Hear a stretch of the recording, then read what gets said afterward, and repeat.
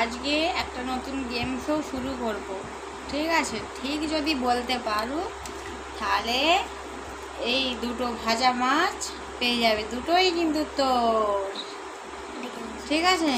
আর না বলতে পারলে এই যে এক টুকরো আলু আছে, এই আলুটা তোর, ঠিক আছে? ঠিক করে বলবি, ঠিক আছে? খেলাটাকে আগে কি বলে না?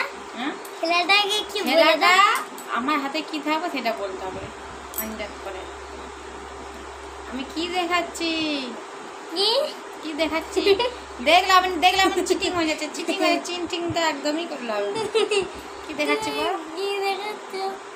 আবার না আমি আলু দেখবো না কি করে? না আন্দাজে বলতে পার, হাতে কি বল তাড়াতাড়ি বল।